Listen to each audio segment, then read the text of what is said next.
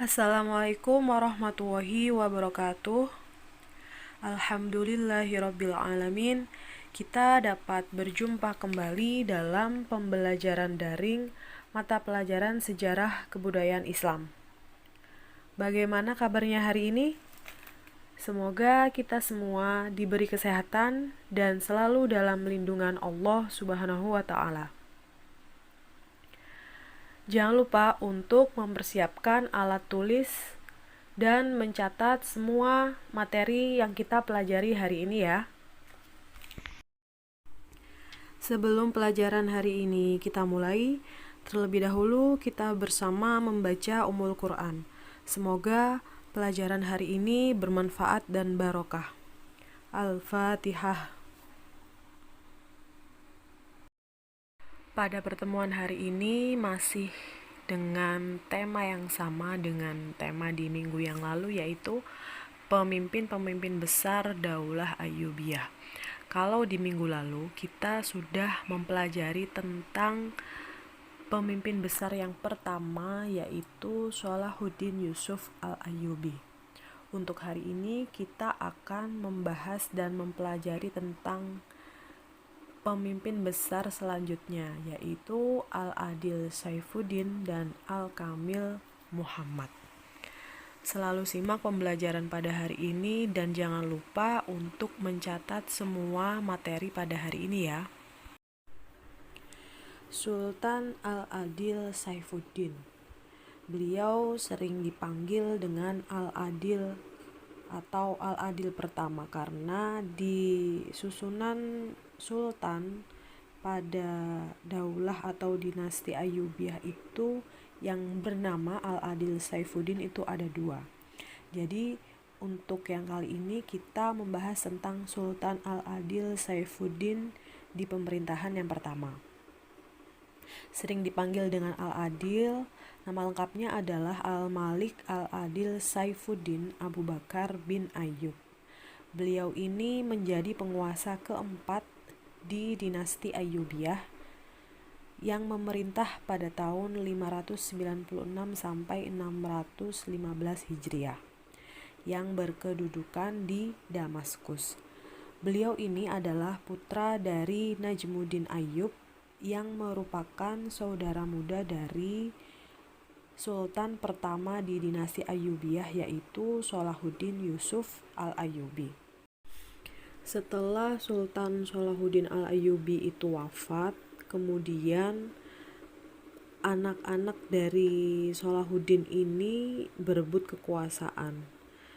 Dan Malik Al-Adil Saifuddin ini menjadi penengah pada perselisihan di antara anak-anaknya Shalahuddin, yaitu Al-Aziz dan Al-Afdol, yang pada saat itu berebut kekuasaan ingin menggantikan ayahnya, yaitu Shalahuddin, sebagai sultan di dinasti Ayyubiyah. Nah, setelah kematian Al-Aziz, Al-Afdol berusaha menduduki jabatan sultan. Jadi setelah Shalahuddin wafat, kemudian digantikan oleh anaknya yang bernama Al-Aziz. Nah, setelah Al-Aziz ini wafat, kemudian Al-Afdol ingin naik menjadi sultan di dinasti Ayyubiyah. Akan tetapi, Al-Adil beranggapan bahwa Al-Afdol ini tidak pantas menduduki jabatan tersebut. Akhirnya terjadilah pertempuran antara keduanya yang dibenangkan oleh Al-Adil, sehingga dia, Al-Adil ini, menjadi sultan di Damaskus yang keempat.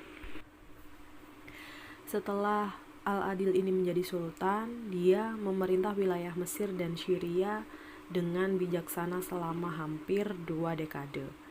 Dia juga mendorong perdagangan dan menjalin hubungan baik dengan negara-negara salib. Setelah mendengar kabar akan adanya angkatan perang salib kelima, ia kembali bersiap ke medan perang walaupun usianya sudah lanjut. Ia memperkuat pertahanan Mesir di Palestina. Nah, di tengah persiapan perang itu, Al-Adil ini jatuh sakit dan meninggal dunia pada bulan Agustus tahun 1218 dan digantikan oleh putranya yang bernama Al-Kamil. Al-Adil merupakan seorang pemimpin pemerintahan serta pengatur strategi yang berbakat dan efektif. Ia mampu menyediakan kebutuhan militer yang dibutuhkan oleh Salahuddin Al-Ayyubi dalam setiap peperangan besarnya. Ia juga mempunyai peranan yang sangat besar bagi dinasti Ayyubiyah dalam mempertahankan eksistensinya. Nah, dari uraian perjalanan hidup Al-Malik Al-Adil tersebut dapat disimpulkan prestasi dari Al-Adil antara lain adalah sebagai berikut. 1. Pada tahun 1968 sampai 1169 Masehi, Al-Adil mengikuti pamannya yang bernama Asaduddin Syirkuh melakukan ekspedisi militer ke Mesir. Kedua, tahun 1174 menguasai Mesir atas nama Salahuddin, sedangkan Salahuddin mengembangkan pemerintahan di Damaskus. 3. Tahun 1169 Masehi dapat memadamkan pemberontakan orang-orang Kristen Koptik di Kipti, Mesir. Orang-orang Kristen Koptik itu adalah umat Kristen terbesar yang ada di Mesir. Kemudian keempat, tahun 1186 sampai 1192 Masehi, Al-Adil kembali ke Mesir untuk memerangi pasukan salib. 5. Tahun 1192 sampai 1193 Masehi menjadi gubernur di wilayah utara Mesir. 6. Tahun 1193 menghadapi pemberontakan Izzuddin di Mosul. 7. Menjadi gubernur Syria di Damaskus, dan yang ke-8 menjadi sultan di Damaskus. Selanjutnya yaitu Sultan Al-Kamil Muhammad. Beliau bernama lengkap Al-Malik Al-Kamil Nasruddin Abu Al-Mali Muhammad. Al-Kamil adalah putra dari Al-Adil. Pada tahun 1218, Al-Kamil memimpin pertahanan menghadapi pasukan salib yang mengepung kota Dimyat, dan kemudian menjadi sultan setelah ayahnya wafat. Pada tahun 1219, hampir kehilangan tahta karena konspirasi kaum Kristen Koptik. Kemudian Al-Kamil pergi ke Yaman untuk menghindari konspirasi itu, dan konspirasi itu berhasil dipadamkan oleh saudaranya yang bernama Al-Mu'azzam yang menjabat sebagai gubernur Suriah. Di bulan Februari tahun 1229 Masehi, Al-Kamil menyepakati perdamaian selama 10 tahun dengan Frederick yang berisi 1. Ia mengembalikan Yerusalem dan kota-kota suci lainnya kepada pasukan salib. 2. Kaum muslimin dan Yahudi dilarang memasuki kota itu kecuali di sekitaran Masjidil Aqsa dan Masjid Umar.